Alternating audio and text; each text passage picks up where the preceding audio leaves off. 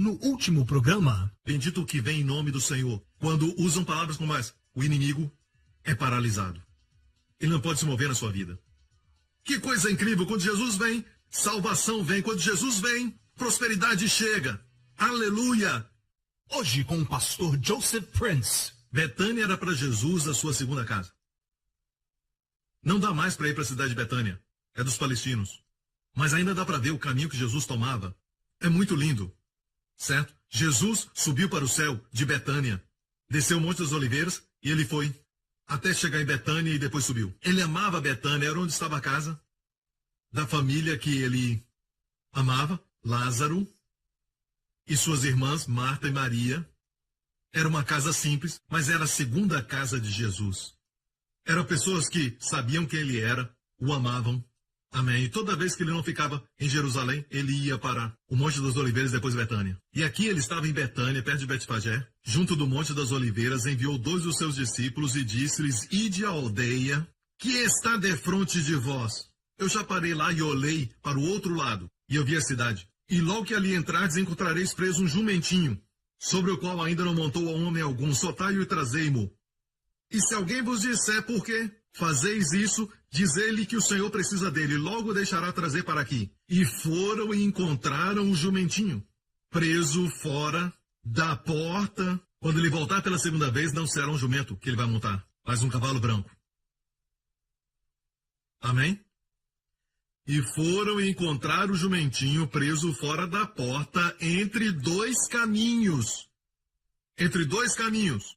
E o soltaram. Eu vou mostrar para vocês o vídeo, ok? Vejam isso. Os 2 caminhos. Isto que você está vendo com a torre lá em cima, Monte das Oliveiras. Ok? Jesus desceu do Monte das Oliveiras e ele chegou até Betânia, Betfagé. E olhando mais adiante, você vai ver os 2 caminhos. Ok?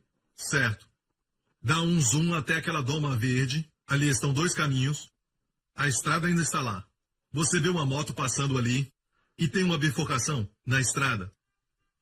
Ali estão os 2 caminhos. Ali estava o jumentinho, amarrado ali. Jesus estava aqui em cima e disse: podem ir lá, tragam o jumento. Ele foi preparado para este momento. E se o dono perguntar: quem pediu? O Senhor. Ele vai entender. Ele se assentou ali. Quando você vai a Israel, tudo se encaixa. Você diz: uau, tudo se encaixa. Então de lá, Jesus se assentou no jumentinho, as pessoas lançaram ramos de palmeiras. E hoje algumas pessoas em algumas igrejas continuam usando as folhas de palmeiras. E eu falei para os meus pastores que se levantarmos as mãos, estamos fazendo o quê? Deixa para lá, tudo bem. Mesmo assim, bem. Enquanto eles lançavam os galhos de palmeiras, eles clamavam: Hosana, Hosana, Hosana, que quer dizer salva-nos. Hoshiana, Ana Adonai, Hoshiana, Ana Adonai, Hashiliakla, que quer dizer prospera-nos agora, salva-nos agora. Mas infelizmente eram somente crianças e os discípulos e os que creram nele quando ele ressuscitou Lázaro, mas toda a cidade de Jerusalém e a liderança o rejeitaram. Não reconheceram o tempo da sua visitação. Com ele também veio a salvação em todas as áreas da vida. Na área que precisamos de salvação e os chineses que precisam de salvar a face. Qualquer área que precisa, certo? Ele veio trazer salvação, prosperidade, e não estou falando de dinheiro. Tem pessoas com muito dinheiro, mas são pobres. Muito pobre, até triste de se ver. Tem 4, 5 casas, 10, 20 carros, mas são pessoas pobres. Não estou falando só de dinheiro. Sim, você precisa de dinheiro, o senhor sabe. E não se aproxime de Jesus se não quiser prosperar. Porque sempre que trouxer um pouco, vai se tornar muito nas suas mãos. Trouxeram 5 pães, ele alimentou 5.000 pessoas. Como eu já disse antes, não venha para Jesus se você não quiser ser próspero, ter saúde e ser livre de drogas. Não venha a ele. E esta não é a igreja para você. Amém? Porque Jesus está vivo e bem nesta igreja. Amém? Então, ele montou no jumentinho, eles o adoravam, certo? Hosana, Baruch Rabá, Hashem Adonai, bendito o que vem em nome do Senhor.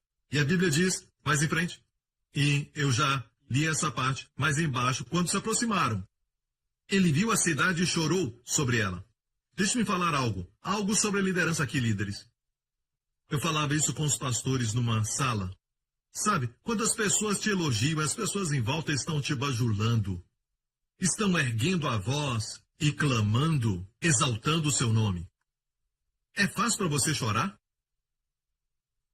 Rodeado de elogios? Mas quando o jumentinho começou a descer, e alguns já estiveram ali em Israel, quando ele desceu, ele parou e olhou para Jerusalém. E Jesus chorou sobre Jerusalém. Agora, existem duas palavras para o choro de Jesus. Uma foi quando chorou no túmulo de Lázaro. O versículo mais curto da Bíblia, Jesus chorou. Toda competição de memorizar verso. Na escola dominical, quando alguém perguntava, quem pode falar um verso de memória? As primeiras 5 mãos vai ser Jesus chorou. O versículo mais curto da Bíblia. Mas quando Jesus chorou no túmulo de Lázaro, foi um choro silencioso, suas lágrimas desceram. Choro silencioso. Mas aqui, ele chorou em voz alta. Ele chorou muito sobre a cidade. Ele sabia o que ia acontecer por terem rejeitado. É triste quando alguém rejeita Jesus. Sabe, eu estava pensando comigo mesmo. Essa manhã eu estava pensando isso. Algumas pessoas aceitam Jesus, outros não aceitam. Sabe o que eu estou dizendo? Eu sou salvo, minha família está salva e muitos que eu amo também. Se você não aceitar Jesus, eu não estou perdendo. Eu não vou perder, mas você vai. Mas o Senhor não tem esse tipo de atitude. O Senhor deixa as 99 para buscar a perdida. Para Ele é uma perda. Ele te ama. Ele não é como nós, aceita ou não. Eu só sei que eu já estou salvo. Ele não tem essa atitude. Ele realmente ama. E Jesus chorou sobre Jerusalém. Agora, alguns perguntam isso. Por que Deus não nos protegeu? Por que não protegeu aquele e aquele outro? É muito fácil dizer Deus não faz isso, Deus não faz aquilo. É como ir ao ministro de transporte e culpá-lo por uma criança que foi atropelada. Não faz sentido. Sim, ele está no controle de todas as coisas. Mas existem regras que regem todo o universo. Dedo, fogo, queimado. Como 2 mais 2 é 4. Não pode mudar isso. E só porque você tem um PhD, não muda nada também. E aqui, ele chorou sobre a cidade.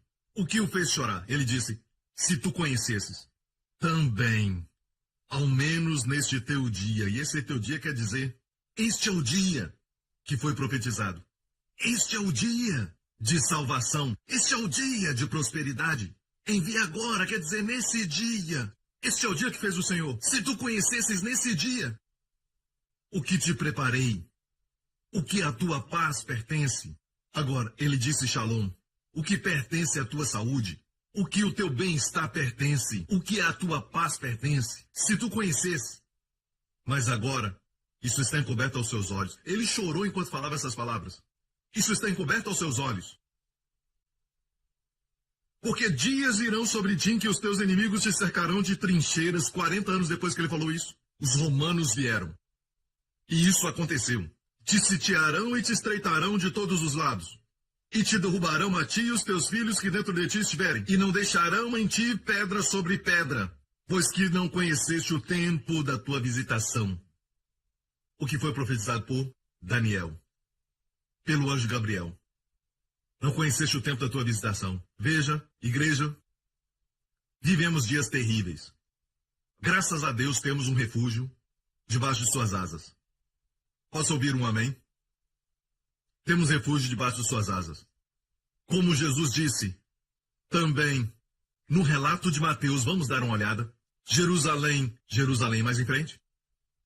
Jerusalém, Jerusalém, que mata os profetas e apedrejas os que te são enviados. Quantas vezes quis eu ajuntar os teus filhos, como a galinha junta os pintinhos debaixo das asas, e tu não quiseste. E tu não quiseste.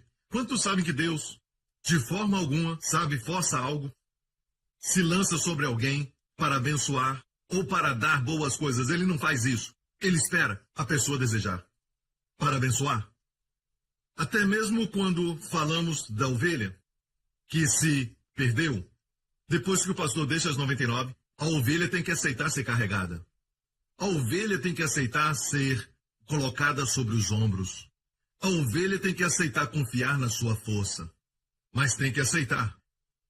Tu não quiseste, quer dizer, tu não aceitaste que eu te protegesse. Eu não estou falando para você se proteger. Eu estou dizendo que eu vou te proteger. Igreja, ele está falando agora, nestes últimos dias, neste mundo que está terrível, certo? Não dá para saber o que eles vão fazer, qual a ideia que eles têm para o próximo avião. Ah, pastor, eu não voo mais. É assim que se vive? Não, meu amigo, está regredindo e não progredindo. Amém? Não, o jeito é encontrar refúgio debaixo de suas asas. Sabe que Boaz falou para Ruth? Uma linda declaração. O Senhor vai te recompensar por buscar refúgio debaixo de suas asas. Amo isso, o Senhor vai te recompensar.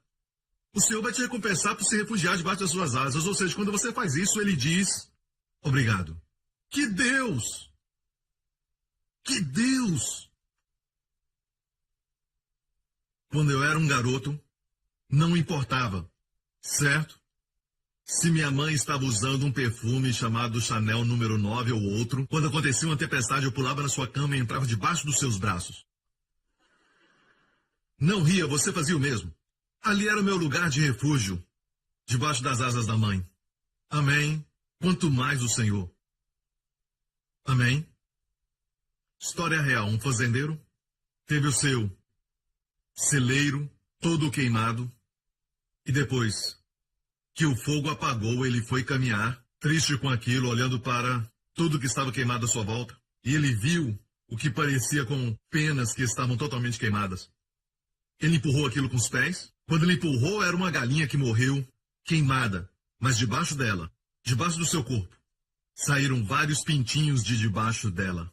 A galinha morreu protegendo os pintinhos do fogo.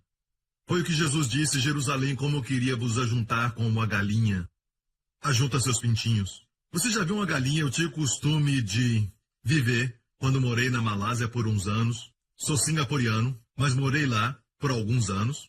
Meu pai trabalhou na Malásia por alguns anos e tínhamos um jardim, um quintal. E eu sempre corria atrás das galinhas e até matei algumas. E quando o vizinho perguntava quem matou a galinha, eu colocava aquela cara de inocente. Eu tive que me arrepender de muitos pecados, sabe? E eu me lembro dessa galinha. E posso entender por que eles falam que a galinha é estranha, porque você corta a cabeça e elas continuam correndo de um lado para o outro. Já viu uma galinha correr sem cabeça? Elas ficam correndo para lá e para cá. Perderam a cabeça, não sabem que estão mortas. Depois de um tempo descobrem isso e morrem. Eu já vi galinhas e por isso usam a expressão você é uma galinha, porque tem medo. É uma galinha, certo? Mas quando elas têm pintinhos, uou! De repente elas olhavam para mim e abriam as asas. E corriam atrás de mim e eu começava a chorar. Certo? Quando tem pintinhos, elas não têm mais medo, eu te digo isso. Jesus disse como eu queria vos ajuntar como a galinha. Ele falou, galinha, ajunta seus pintinhos sob suas asas para proteção. Mas tu não quiseste. Mantenha isso em mente. Todo mundo que diz por que Deus, por que Deus, por que Deus, por que Deus, dá para eles esse verso. 40 anos depois disso, aconteceu o que Jesus falou. Vamos voltar para Lucas. Não deixarão em ti os romanos, não deixarão em ti pedra sobre pedra, pois não conheceste o tempo da tua visitação. Agora, quando vamos a Israel, o lugar onde estava o templo, não há nenhuma pedra lá. As pedras que você vê lá, certo? A mesquita e tudo mais, não é da época do templo. As pedras do templo estão debaixo. Onde eles oram no muro, não é o templo, mas é o muro do templo. As pedras do templo não estão mais lá em cima.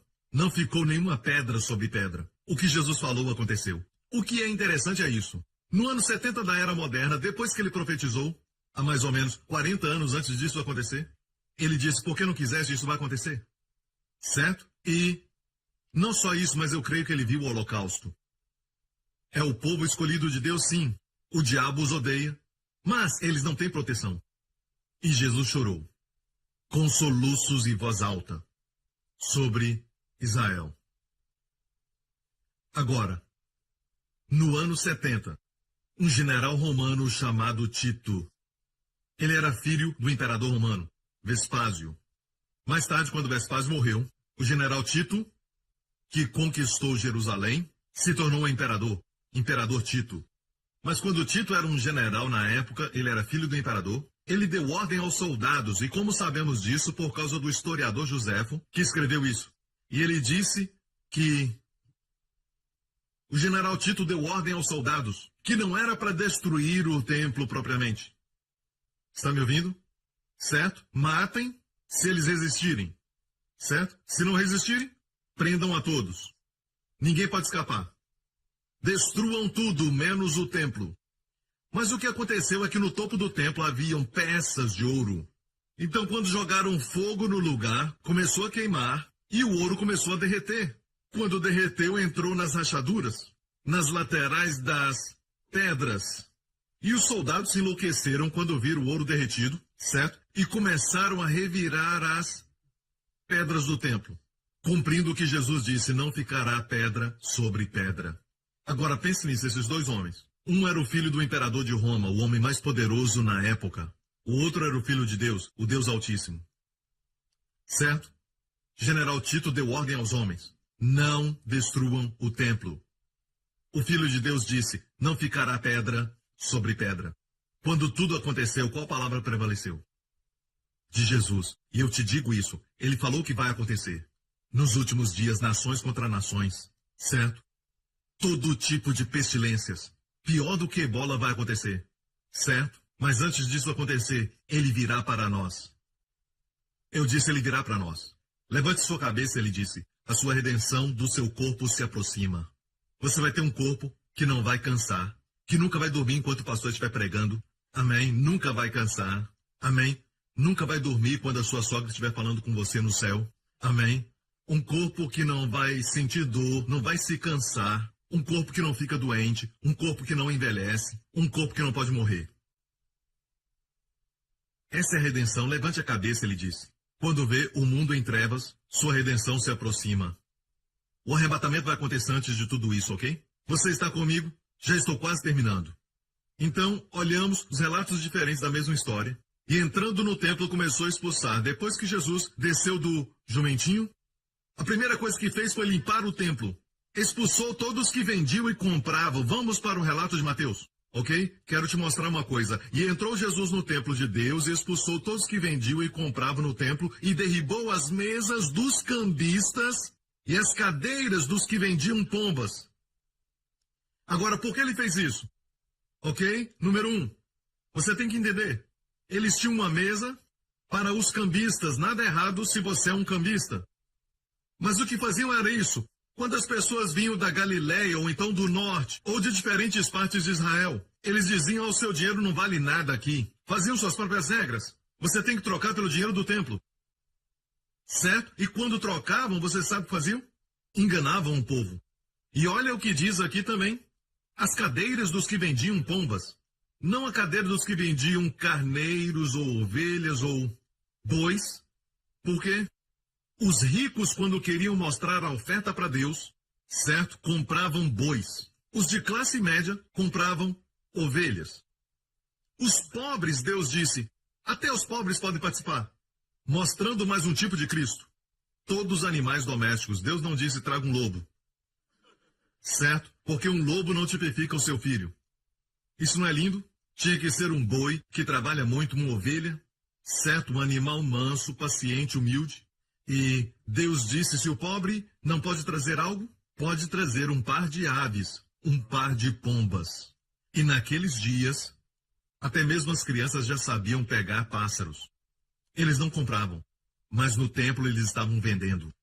Ou seja, quando alguém trazia um pombo ou uma pomba, eles diziam, não, está com uma mancha, você tem que comprar o nosso.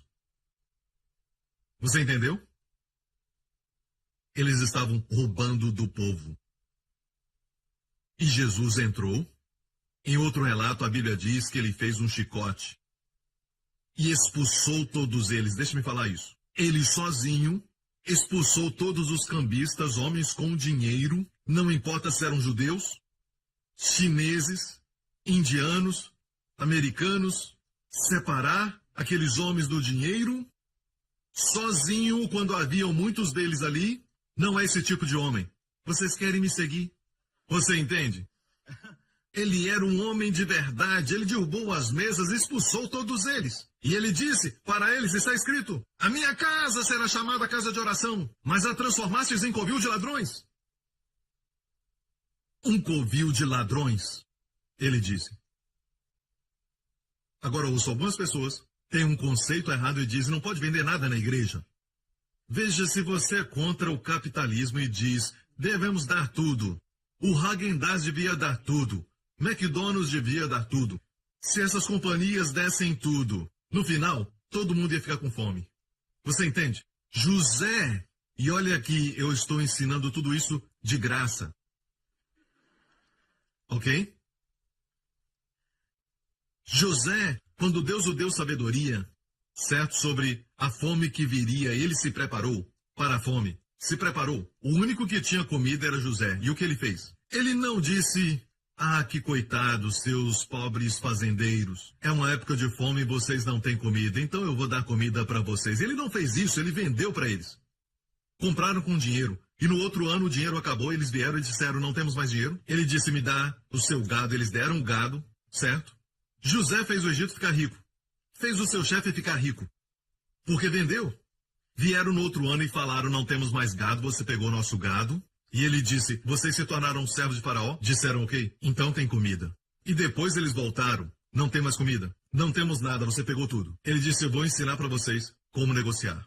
Ele pegou sementes e deu a eles, semeiem isso. E 1/5 pertence a Faraó. E todos eles falaram, você nos salvou. Agora, o que José fez é chamado capitalismo.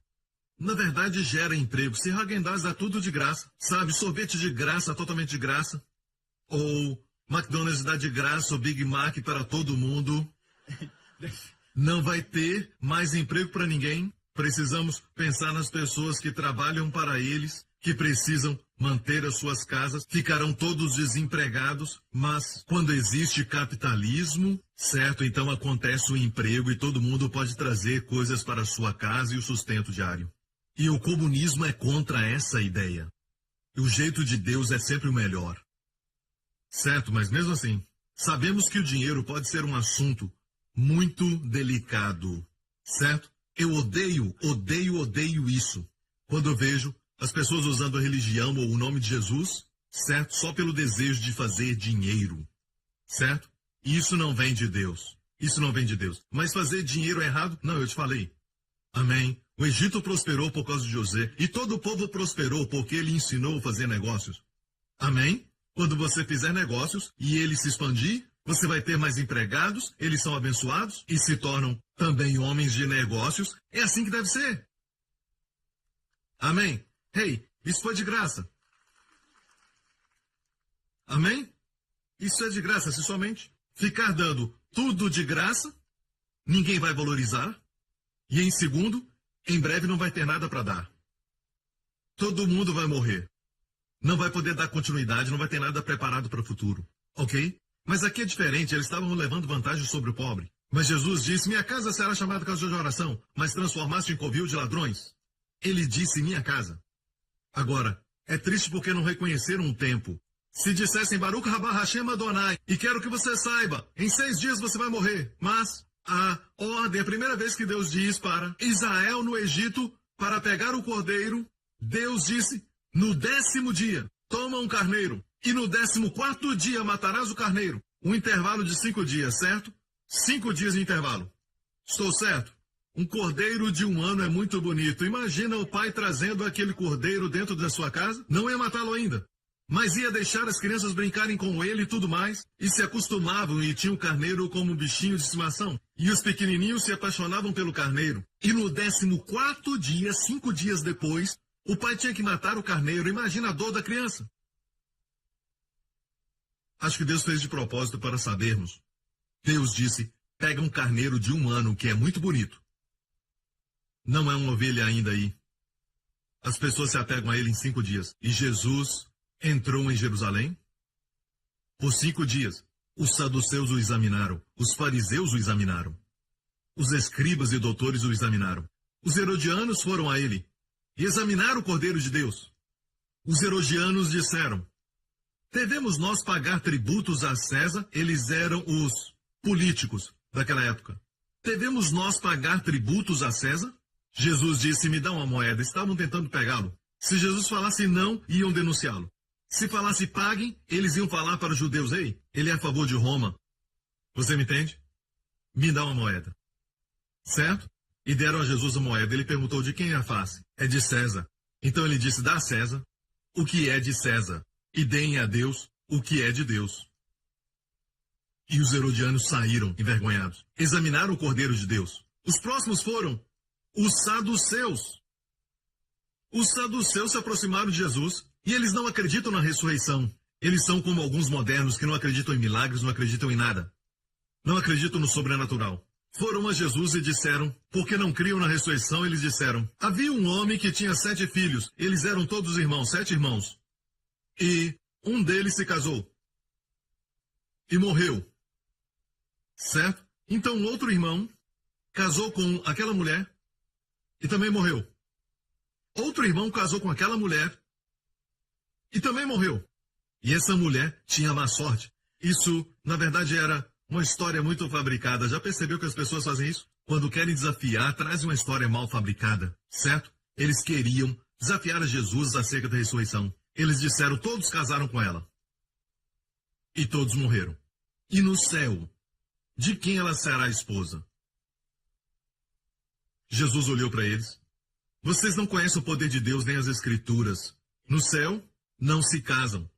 Ele disse que não se casam, não se dão em casamento. Ok, mas antes de entrar em pânico, certo? Confia em mim. As alegrias do céu são bem maiores que não temos como entender, mas não se esqueça, tudo que temos hoje, que somos hoje, até a comida que comemos, é dada por Deus.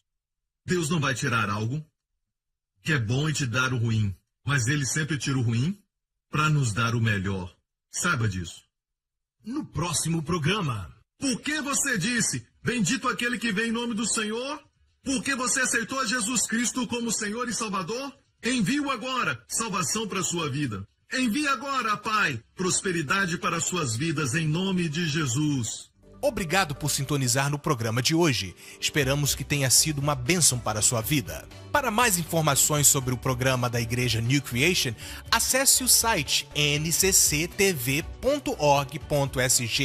Lá você poderá se inscrever para receber um devocional diário do pastor Joseph Prince. Seja incentivado e fortalecido todos os dias e saiba o quanto Deus lhe ama através desses devocionais. Acreditamos que seu dízimo pertence à igreja que você frequenta e oramos para que você seja grandemente abençoado, altamente favorecido e profundamente amado.